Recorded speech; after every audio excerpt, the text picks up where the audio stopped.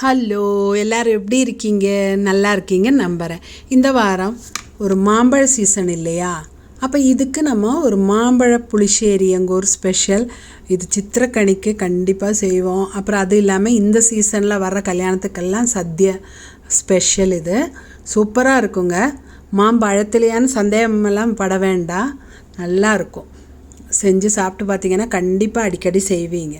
அடிக்கடினா மாம்பழம் கிடைக்கும்போது தான் செய்ய முடியும். நான் இதுக்கு நீல மாம்பழம் குட்டி குட்டியாக பார்த்து தான் எடுத்திருக்கேன். குட்டி குட்டியாக இருந்தால் தான் நல்லாயிருக்கும். பாருங்கள், எல்லாம் நல்லா தொளித்து எடுத்துக்கலாம். இதில் வேணால் நீங்கள் நெய் ஊற்றி கூட செய்யலாம். நீங்கள் மாம்பழம் வேக வைக்கும்போது கொஞ்சம் நெய் விட்டு வேக வைக்கலாம். அப்புறம் தாளிக்கும் போதும் நெய் விடலாம். அதெல்லாம் உங்கள் இஷ்டம். நான் தேங்காய் எண்ணெயில் தான் செஞ்சுருக்கேன். எனக்கு அதுதான் பிடிக்கும். பாருங்கள், 4 மாம்பழமும் தொளித்து எடுத்து வச்சு அதில் 1/2 கப்பு தண்ணி ஊற்றிருக்கேன். இனி இதில் 1/2 டீஸ்பூன் மஞ்சத்தூளும், ஒரு 3/4 டீஸ்பூன் நல்லா காரமான மிளகாத்தூள் தான், வெறும் மிளகாத்தூளும், கூடவே 3/4 டீஸ்பூன் வெல்ல பொடி தான் போட்டிருக்கேன். 3/4 டீஸ்பூன் உப்பும் போட்டு நல்லா கலக்கி விட்டுட்டு அடுப்பில் வச்சு நல்லா வேக வச்சிடலாம். சீக்கிரம் வெந்துடும் இல்லையா? நல்லா கண்டிப்பாக வெல்லம் போடாமல் இருந்துடாதீங்க. மாம்பழம் இனிப்பு தானே, அது கூட எதுக்கு வெல்லம்னு கேட்பீங்க. அப்படி இல்லை, அந்த டேஸ்ட் எல்லாம் பேலன்ஸ் பண்ணுறதுக்கு சூப்பராக இருக்கும். வெல்லம் போட்டிங்கன்னா தான் நல்லாயிருக்கும். பாருங்கள், புளிப்புக்கு தயிர் சேர்க்குறோம், கசப்புக்கு வெந்தயம் சேர்க்குறோம். இதெல்லாம் எல்லா டேஸ்ட்டும் ஒத்து வரும்.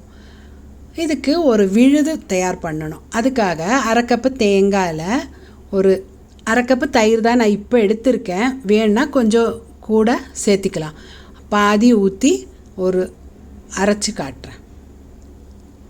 பாருங்கள், பத்தலை. இனி இது ஊற்றிட்டு திரும்ப ஒருக்கா அரைச்சிட்டு பார்க்கலாம்.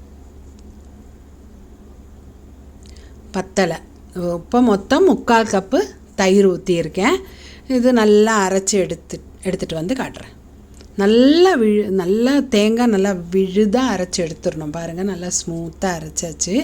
இனி இதில் 1/2 டீஸ்பூன் சீரகத்தோட 5 பச்சை மிளகா. இது சுத்தமாக காரமே இல்லாத பச்சை மிளகா. அந்த பச்சை மிளகாவோட டேஸ்ட்டுக்காக தான் சேர்க்குறோம். 2 பச்சை மிளகா, நீங்கள் காரமான பச்சை மிளகா இருந்ததுன்னா 1-2 சேர்த்தா போதும். அப்போ தான் கரெக்டாக இருக்கும். பாருங்கள், நல்லா விழுதாக பச்சை மிளகாலாம் அரைச்சாச்சு. இருக்கட்டும், நம்ம மாம்பழம் என்னாச்சுன்னு பார்க்கலாம். பாருங்கள், மாம்பழம் நல்லா வெந்து வந்திருக்கு. எல்லாம் திருப்பி விட்டு அந்த மேல் பக்கம் இன்னும் கொஞ்சம் வேகணும் இல்லையா? மூடி வச்சதுனால ஒரு அளவுக்கு வெந்திருக்கும். இன்னும் ஒரு நிமிஷம் கொதிச்சா போதும். அதுக்குள்ளே அதுவும் வெந்துடும். பாருங்கள், ரெடி. இனி இந்த அரைச்சி வச்சுருந்தோம் இல்லையா, அந்த விழுது இதில் ஊற்றிக்கலாம். இப்போ நீங்கள் முடிவு பண்ணிக்கலாம், கறி நிறையா வேணுமா, குழம்பு உங்களுக்கு எவ்வளோ வேணுங்கிறது.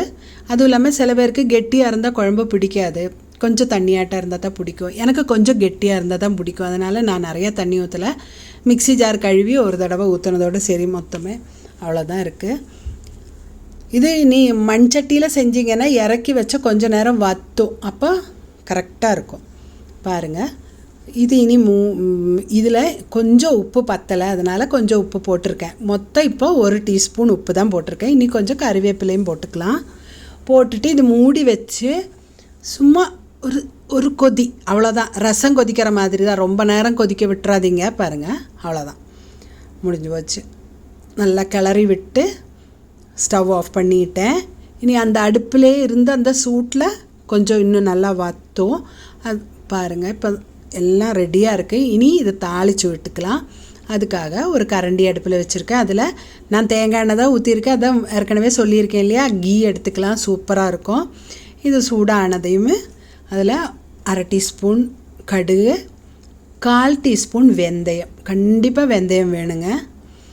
அதுவும் போட்டு நல்லா பொரிஞ்ச உடனே ஒரு 1/2 டீஸ்பூன் மிளகுத்தூள், அது நல்லா தாளித்து குழம்புல ஊற்றிக்கலாம். பாருங்கள், கிளறி விட்டுறாதீங்க, அப்படியே மூடி வச்சுருங்க.